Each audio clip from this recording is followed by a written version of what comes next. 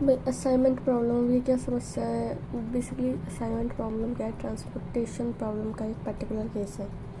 अब मैंने सिम्प्लेक्स पढ़ा था वो मैक्सिमाइजेशन प्रॉब्लम है, तो यहाँ पे असाइनमेंट और ट्रांसपोर्टेशन दोनों मिनिमाइजेशन प्रॉब्लम है। यहाँ पे क्या होता है कि असाइनमेंट के अंदर नंबर ऑफ़ पर्सन इक्वल होता है नंबर ऑफ़ जॉब्स के, तो जो यहाँ पे नंबर ऑफ़ पर्सन रख देते हैं, पर यहाँ पे नंबर ऑफ़ जॉब्स रख देंगे।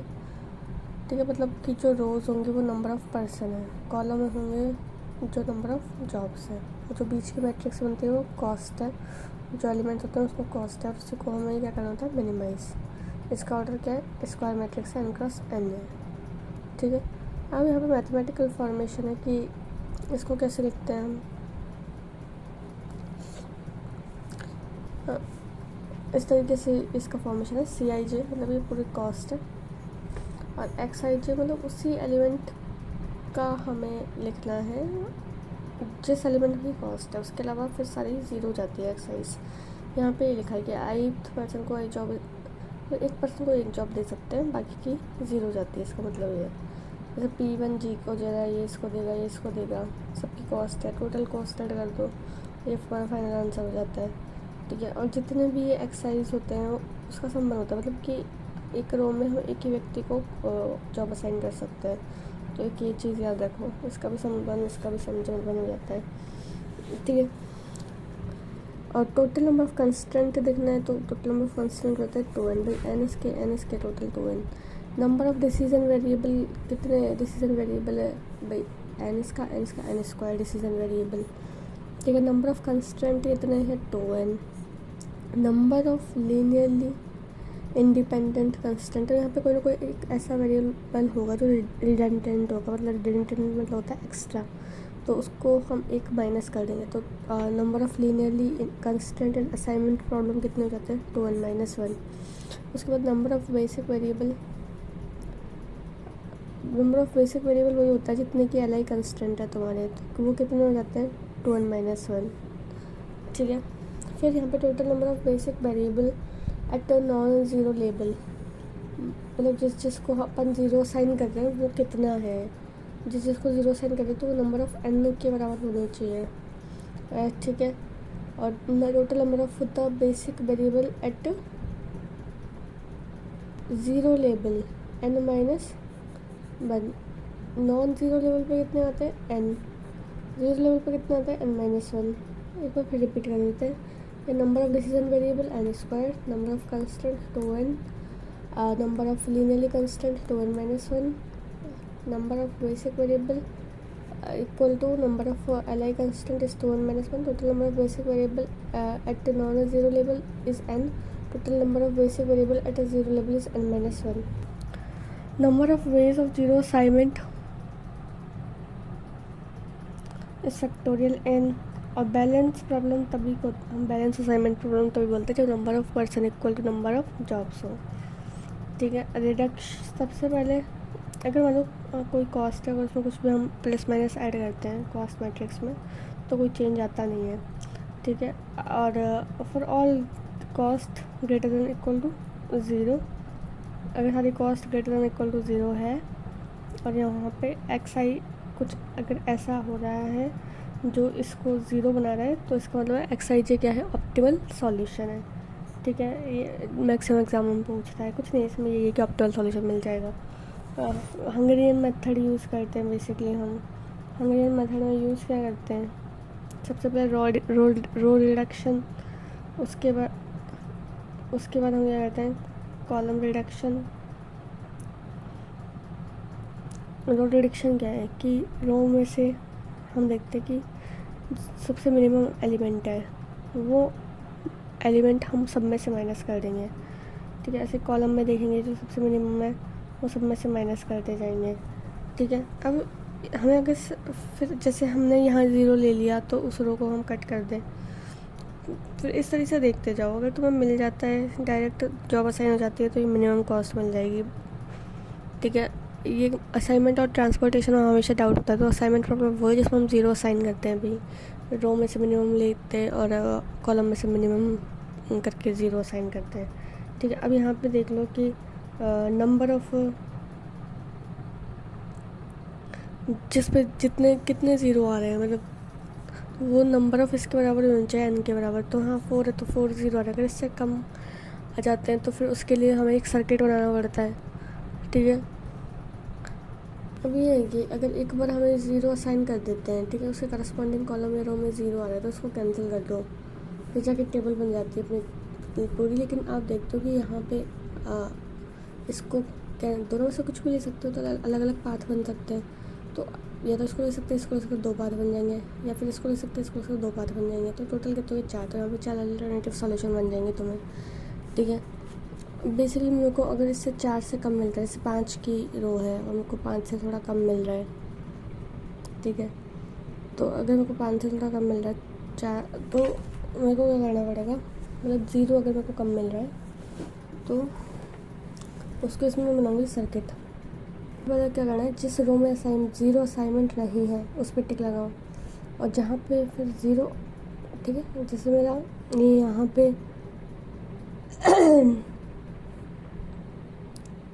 फिर उस कॉलम में देखो कि कहाँ पे नहीं। सबसे पहले जिस रो में ज़ीरो असाइनमेंट नहीं है उसमें टिक लगाना है, रो में। फिर जहाँ ज़ीरो असाइनमेंट, जहाँ ज़ीरो आ रहा है उस रो में उसके करस्पॉन्डिंग कॉलम पे टिक लगाना है। फिर उस कॉलम में जहाँ ज़ीरो आ रहा है उसके करस्पॉन्डिंग रो में टिक लगाओ। रो कॉलम चलता रहेगा। फिर उसके अलावा जो बच जाता है 3 टिक के बाद उसका सर्किट बना दो, ठीक है। और उस सर्किट के अलावा मेरा जो बच रहा है उसमें सबसे मिनिमम को सब में से माइनस करते जाओ और एंड पॉइंट्स पे सबको ऐड करते जाओ, और फिर उस टेबल का दोबारा से असाइनमेंट करो, मतलब कि वही 0 मिनिमम लेके 0 असाइन करना, ठीक है। फिर फाइनल में मेरे को आंसर मिल ही जाता है। मतलब सर्किट तो ऐसे बनेगा कि बनेगा कैसे कि कॉलम मेरे को वो लेना है, कॉलम की बात है जहाँ पे टिक लग रहा है ना, जहाँ पे मेरा टिक लग रहा है वो कॉलम लेना है, और जहाँ मेरी रो है वहाँ मेरे को नॉन टिक वाली रोज़ लेनी है। रो मतलब नॉन टिक, इसलिए तो रो रहा है, ठीक है। और कॉलम है तो टिक वाला, फिर जाके सर्किट बनेगा। तो अगर अनबैलेंस दे रखी है, जैसे 3 दे दी 5 दे दी, तो उसको बैलेंस बनाओ भाई, 0 0 कर लो, फिर सेम प्रोसीजर फॉलो होता है। ये तो मेरे को मिल ही जाएगा 0, नहीं मिलता तो सर्किट बना के कर लो।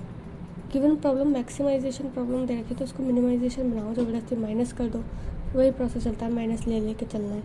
Hungarian method assignment problem, Hungary है तो कुछ असाइन करना पड़ेगा ना, तो ऐसे रख लो कि Hungarian method related to assignment problem.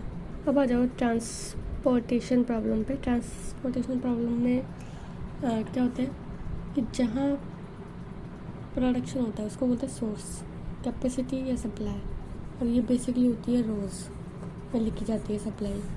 और जहाँ अपन भेज रहे हैं डेस्टिनेशन उसको कॉलम्स में लिखा जाता है, डिमांड भी बोलते हैं उसको, डेस्टिनेशन मतलब डिमांड। और जो मैट्रिक्स बनती है वो कॉस्ट की बन जाती है, ठीक है। इसमें ये होता है कि सम ऑफ दिस है ना, AIs बोलते हैं, सम ऑफ BJs, ये सब बराबर होता है आपस में, तो उसको बोलते हैं बैलेंस ट्रांसपोर्टेशन प्रॉब्लम है, ठीक है।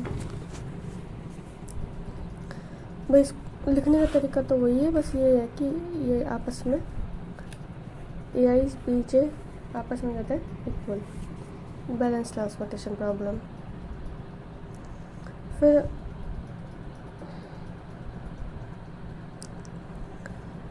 मतलब इन सब एक्सरसाइज का समय 1 होता है, इसके समय 2 होता है।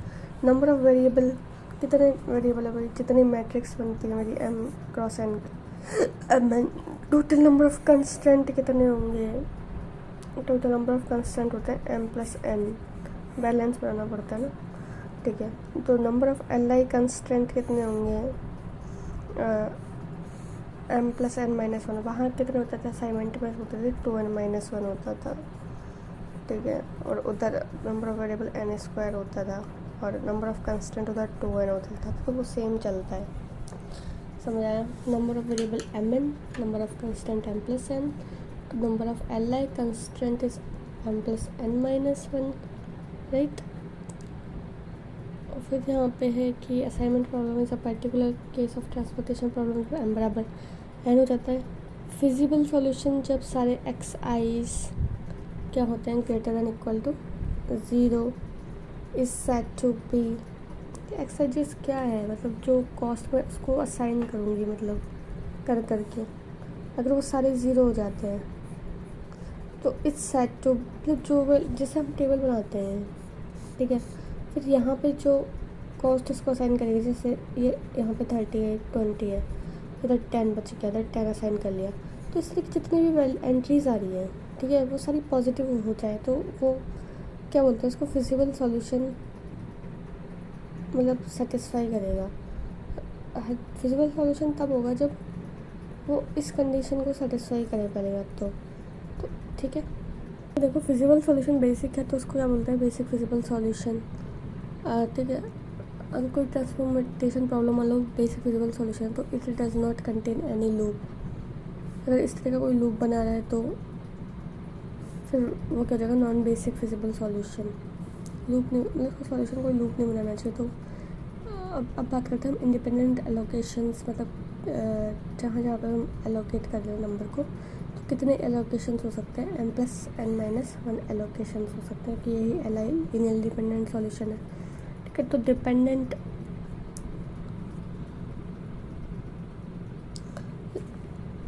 और फिर जो लूप बनेंगे, लूप बना दिया अगर इसमें, तो यहाँ पे डिपेंडेंट एलोकेशंस हो जाएंगे। ये तो मतलब लूप बनाने का मतलब एक दूसरे पर डिपेंड है, इंडिपेंडेंट कहाँ रहे, और हमें कैसे लोकेशन निकालें, इंडिपेंडेंट सॉल्यूशन ही तो हमारी नंबर ऑफ लोकेशंस होंगे, ठीक है। अब यहाँ पे देखो कि अगर नंबर ऑफ एलोकेशन इसके बराबर आ जाती है m+n-1 के, तो हम क्या बोलेंगे कि हमारा सॉल्यूशन क्या है, नॉन डिजेनरेटेड सॉल्यूशन है, ठीक है। लेकिन जैसे ही अगर m+n-1 से एलोकेशंस कम आ गई तो इसका मतलब क्या है कि ये क्या है, डिजेनरेटेड फिजिबल सॉल्यूशन हो जाएगा। लेकिन अगर ऐसा हो कि m+n-1 से भी ज़्यादा हो गई एलोकेशंस तो वहाँ पे किस टाइप का सॉल्यूशन होगा, नॉन बेसिक सॉल्यूशन, ठीक है। 3 चीज़ें याद रखनी है। घुमा घुमा के पूछता है, ये अलोकेटेड सेल है, आपसे उल्टा पूछ लेगा कि नॉन एलोकेटेड सेल फिर कितनी होनी चाहिए, m+n-1 से ज़्यादा होनी चाहिए। तो वो दोनों केस याद रख लेना, ठीक है। हाँ, ये एलोकेटेड सेल की है। अब total number of non allocated cell कितनी होती है, m-1 n-1, right. Necessary and sufficient condition for a feasible solution of transportation problem is, अगर मतलब वही मैंने बताया था कि आपका मैंने समझाया था कि आपका ये सम और ये सम आपस में बराबर होना चाहिए, तो ये क्या जाती है, ट्रांसपोर्टेशन प्रॉब्लम फिजिबल सॉल्यूशन हो जाएगा। अब सबसे पहले इनिशियल बेसिक फिजिबल सॉल्यूशन निकालते हैं हम। तो इनिशियल बेसिक फिजिबल सॉल्यूशन निकालने के लिए ट्रांसपोर्टेशन प्रॉब्लम में 3 मेथड है, नॉर्थ वेस्ट कॉर्नर मेथड, ठीक है, मैट्रिक्स मिनिमम मेथड और वोगल्स अप्रॉक्सीमेशन मेथड। अगर आपसे पूछ ले कि हाँ ये ट्रांसपोर्टेशन प्रॉब्लम में बेस्ट मेथड कौन सा है, तो बेस्ट मेथड है वोगल्स अप्रॉक्सीमेशन। ये बता चुकी हूँ। सोर्सेज यानी रोज, डिमांड यानी कॉलम। नॉर्थ वेस्ट कॉलम में ये है कि सबसे पहले हम इस वाले एलिमेंट से शुरू करते हैं, यहाँ से वही असाइन करना शुरू कर सकते। 20, 30, 10 इसको दे दिए, इधर बच गया 10, तो इस वाली रो को कट कर दे, इसकी डिमांड पूरी हो गई। इस वाले रो में उतर, इसके नीचे उतर जाओ, नीचे उतरोगे, फिर वैल्यू पुट करते जाओ, ठीक है। फिर इसकी डिमांड पूरी हो गई तो इसको कट कर दो, फिर आगे बढ़ो साइड में, ठीक है। फिर साइड में बढ़ोगे, फिर ये वैल्यू दोगे, ये कट हो जाएगी तो इस पर बढ़ोगे, इस पर बढ़ोगे, इस पर बढ़ोगे, सबको ऐड कर दो, ये आ जाएगा कुछ ना कुछ सॉल्यूशन। समझ आ गया। और मेरे को वो उठाना है जहाँ पे मिनिमम हो, मतलब इसमें से जो मिनिमम होगी ना उसके अकॉर्डिंग मैं असाइन करूँगी। अब मैट्रिक्स मिनिमम मेथड क्या होता है कि पहली बात, पूरी मैट्रिक्स में सबसे मिनिमम देख लो क्या है, पूरी मैट्रिक्स में जो सबसे मिनिमम वहाँ पे चीज़ें असाइन होंगी, उसके अकॉर्डिंग मिनिमम मैक्सिमम करके देख लेना, करते जाओ। फिर एक को कर लिया, फिर सबसे पहले एलोकेशन से इसी सेल में होगा, ठीक है, असाइन कर लिया। फिर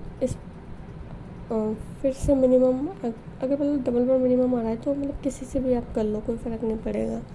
इस तरीके से कर सकते हैं इसको। और वोगल्स अप्रॉक्सीमेशन में क्या होता है, पेनल्टी निकालनी पड़ती है। पेनल्टी यानी किसी भी रो में जो सबसे छोटा एलिमेंट है तो उसके बाद जो सबसे छोटा, मतलब कि last and second, smallest and second smallest, उन दोनों का डिफरेंस लिख दो साइड में, ठीक है। अब उस डिफरेंस इधर लिख दो नीचे डिफरेंस, इन डिफरेंस में जो सबसे बड़ा है, ठीक है, तो उसमें जाओ। जैसे कॉलम, ये कॉलम सबसे बड़ा था, मैं इस कॉलम में गई। अब इस कॉलम में जो सबसे मिनिमम एंट्री देखनी है मेरे को, इस मिनिमम एंट्री पे ही चीज़ें असाइन होने लगेगी। फिर मिनिमम के अकॉर्डिंग असाइन करते जाओ, उसके रिगार्डिंग जिसकी डिमांड पूरी हो गई उसको कट कर दो, ठीक है। और फिर उसके अकॉर्डिंग फिर से पेनल्टी निकालते चलो, कट करते चलो, और लास्ट में जाकर मेरे को सॉल्यूशन मिल जाएगा। अभी तक हमने जो तीनों मेथड पढ़े थे वो इनिशियल बेसिक सॉल्यूशन के लिए थे। अब इससे आगे फर्दर सॉल्व करना है तो ऑप्टिमलिटी टेस्ट लगाना पड़ता है। ऑप्टिमलिटी टेस्ट का नाम क्या है, यूवी मेथड। तो UV method is not a method for a initial basic solution, it is a method to find optimality test only. तो ये डिफरेंस है, याद रखो। ये मोदी मेथड भी बोलते हैं इसको। सबसे पहले हम यू आई बी जे निकालते हैं। यू आई बी जे कैसे निकालेंगे, हमें जो कॉस्ट है वो सम होती है यू आई और बी जे का, याद रखो। कैलकुलेट नॉन अलोकेटेड सेल के लिए हम क्या कैलकुलेट करते हैं, डी आई जे, ठीक है। डी आई जे कैसे निकालेंगे कि सी आई जे में से हम इसको सब्सट्रैक्ट कर देंगे यू आई प्लस वी जे को, ठीक है। नॉन अलोकेटेड सेल के लिए, ये अलोकेटेड सेल के लिए है ये मेथड। फिर अगर मान लो सारे डी आई जे, मतलब जो value D I J basically है कि जो नॉन एलोकेटेड सेल है उनको हम वैल्यू असाइन कर रहे हैं कॉस्ट, ठीक है। तो वो अगर सारी वैल्यूज़ ग्रेटर देन 0 हो जाती है तब तो हम बोलेंगे कि ऑप्टिमल सॉल्यूशन एग्जिस्ट करता है, मतलब यूनिकली एग्जिस्ट कर रहा है। और अगर ग्रेटर देन इक्वल टू 0 होती है, मतलब एटलीस्ट एक डी आई जे ऐसा है जहाँ पर वैल्यू 0 हो रही है, तो हम क्या बोलेंगे, अल्टरनेटिव ऑप्टिमल सॉल्यूशन एग्जिस्ट, मतलब एक से ज़्यादा सॉल्यूशन एग्जिस्ट करते हैं, ठीक है। सिंप्लेक्स टेबल में होता था कि अल्टरनेटिव ऑप्टिमल का मतलब वहाँ पर होता था इनफाइनाइट सॉल्यूशन, लेकिन यहाँ पे ऐसा नहीं। यहाँ पे अल्टरनेटिव ऑप्टिमल सॉल्यूशन का मतलब सिर्फ इतना ही है कि एक से ज़्यादा सॉल्यूशन एग्जिस्ट कर रहे हैं। अगर ऐसा हो जाता है कि डी आई जे जो भी है वो लेस देन 0 हो जाता है, डी आई जे हम किसके लिए कैलकुलेट कर रहे हैं, नॉन एलोकेटेड सेल के लिए, ठीक है। ये चीज़ दिमाग में रखना। और डी आई जे अगर लेस देन 0 है then it is not an optimal solution, optimal solution exist नहीं होगा, ठीक है। हाँ, जो एलोकेटेड सेल है मेरी, ठीक है, उस एलोकेटेड सेल में सबसे पहले देखना है मेरे को यूवी मेथड लगाना है। तो जैसे यहाँ पे 12 है, ठीक है, तो ये है कि 12 में मैं क्या जोड़ूँ, ये कॉस्ट है